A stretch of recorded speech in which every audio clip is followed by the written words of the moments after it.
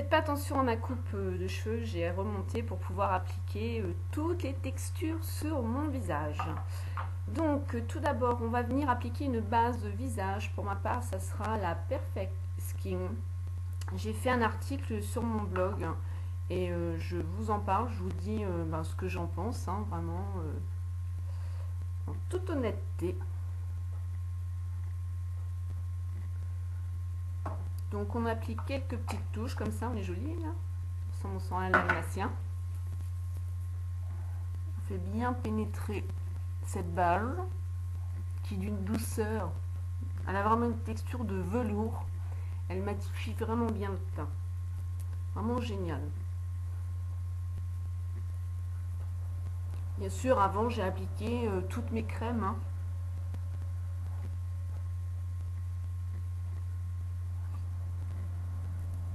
Ouais, vraiment super cette base. Ensuite, donc on va venir prendre le premier pinceau. Donc là pour ma part, ça sera le Buffing Brush qui se présente comme ceci. Donc voilà. Je prends mon fond de teint, le Perfect Skin. Je vais venir en déposer sur ma main. En gros, je mets à peu près cette valeur-là. S'il n'y a pas assez, bien sûr, je rajoute. Je tapote. Voilà. Et là, je vais venir faire la même chose. Je tapote sur tout mon visage et après, je vais venir le travailler. Et c'est ça que j'apprécie, c'est que ces pinceaux sont super doux. Donc, quand on fait ce mouvement-là, ça nous fait pas mal au niveau de la peau, quoi. Il y a des pinceaux qui sont assez rêches, on va dire. Et ceux-là, ils sont vraiment très doux. Et donc là, ensuite, c'est parti. Je commence par travailler en arc de cercle. Donc je définis bien tout le contour de mon visage pour pas que ça fasse de traces, bien sûr. Et ce qui est bien que ce pinceau là, vous voyez, c'est que vraiment, c'est pas le gros pinceau comme le Power Brush, dans le sens où on peut bien travailler en dessous les yeux, les ailes du nez.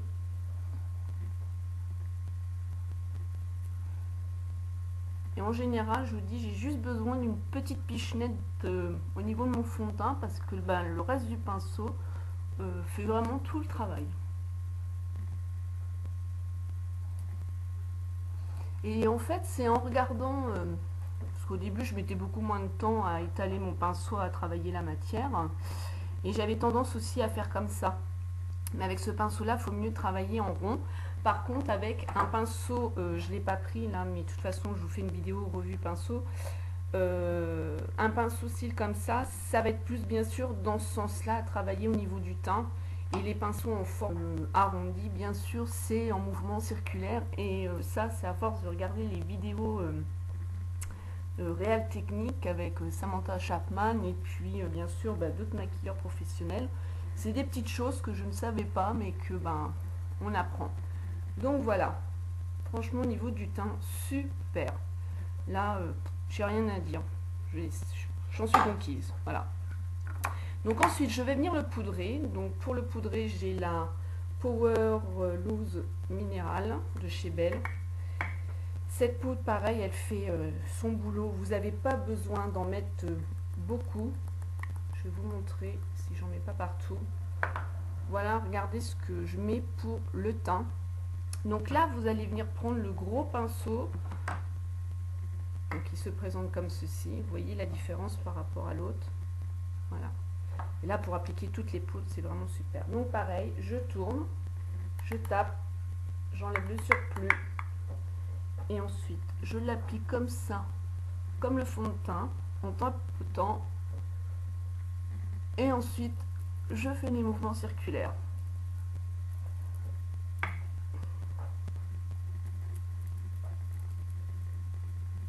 Voilà.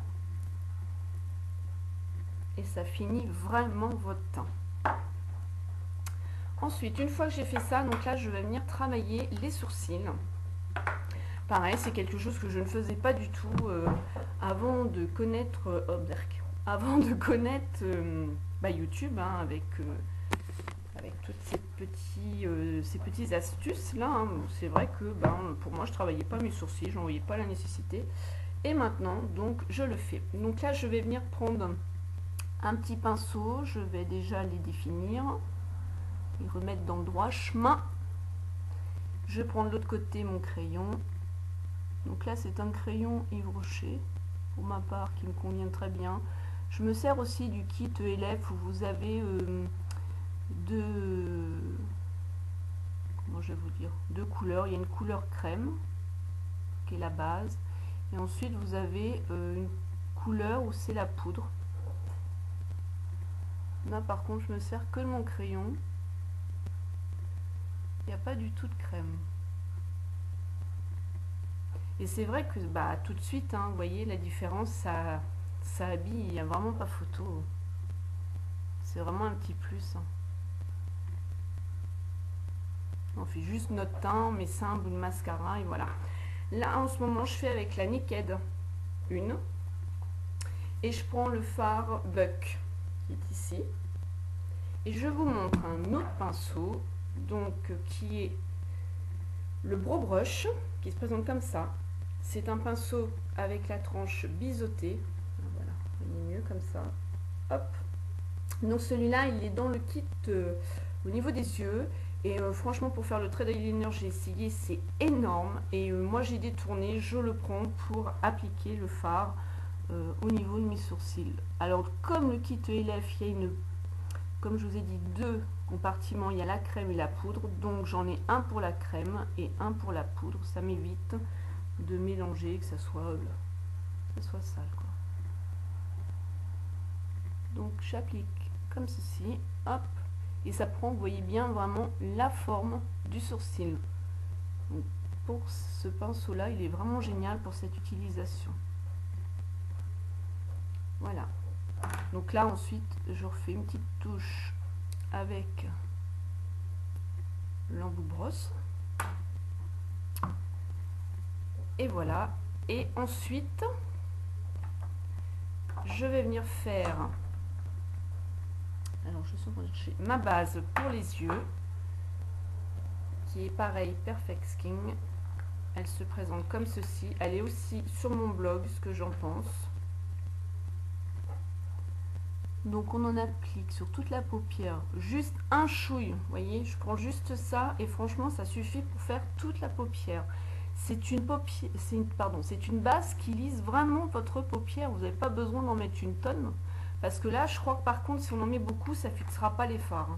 Il faut vraiment y aller mollo mollo.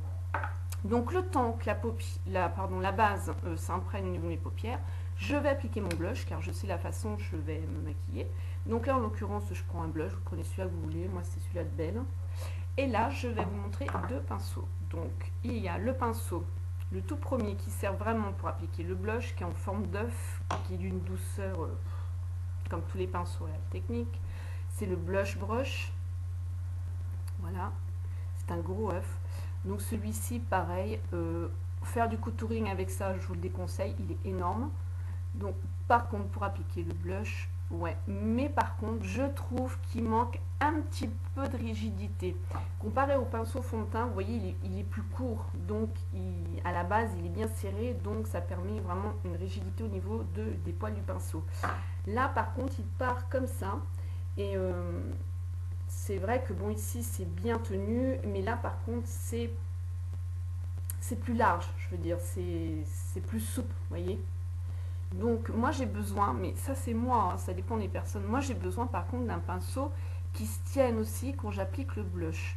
Lui il est super doux, il est vraiment génial hein, quand même, il n'y a pas de souci, mais je le trouve assez gros. Alors dans mon kit teint, il y en avait un autre qui se présente comme ceci, qui est la même forme mais en plus petit, et c'est le contour brush. Lui par contre c'est celui-là qui sert pour faire tout le contouring, mais moi j'en fais pas.